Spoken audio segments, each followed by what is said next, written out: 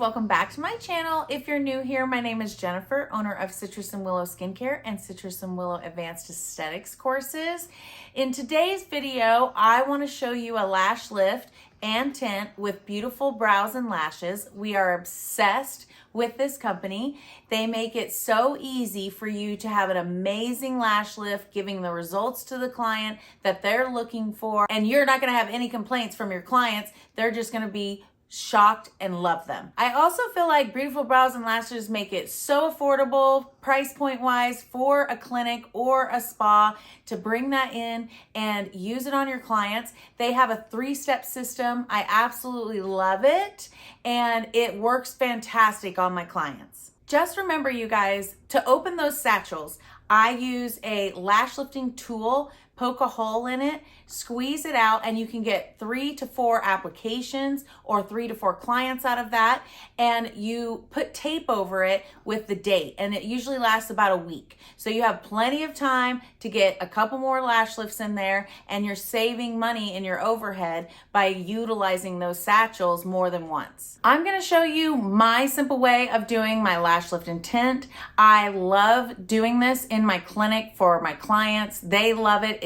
Typical service takes 45 to 60 minutes, and it turns out great. I cannot wait to show you the results.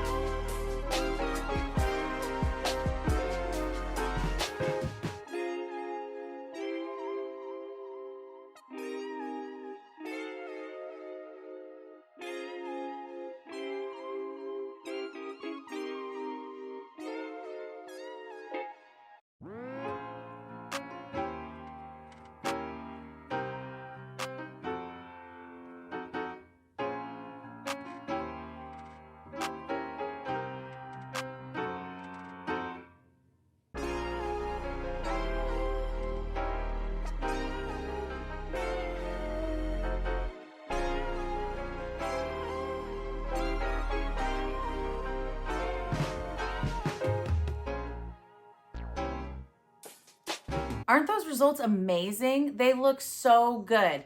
A typical question that I do get is about the timing. If 45 to 60 minutes is too long for you, I suggest you check out Beautiful Brow and Lashes Super Speed Lift and Tint.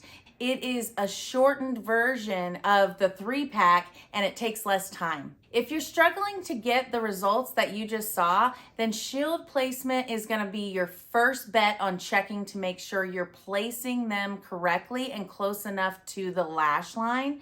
The rod placement or the shield placement is absolutely imperative to get those lashes up. The rods, they give you more curl, whereas the shields, they're going to give you more lift. So really assess the client's lashes and decide what's going to be best for them. Also ask them, what do they want? Do they want more curl or do they want more lift? Also, trim the inner corner if you need to. And this company is absolutely amazing, you guys. We love it. We love utilizing it in our clinic. Check them out. Check their website. They are so informative and helpful. They take you step by step, so it's very easy to learn. They also have a free PDF shield and rod guide, which will help you with the placement of those rods and shields as you're starting out. It also gives you more in-depth knowledge of when to use which one, whether the rod or the shield.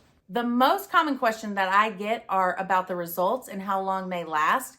They usually typically last 5 to 6 weeks. The rod placement and putting on the lift solution, it needs to be on there for a certain amount of time. You need to judge it based on your client's lashes, their length, how healthy they are. The Beautiful Brows and Lashes website, they'll help guide you through that as well. It's important that the solutions properly penetrate the follicle, otherwise the lift will not stay as long as you want it to.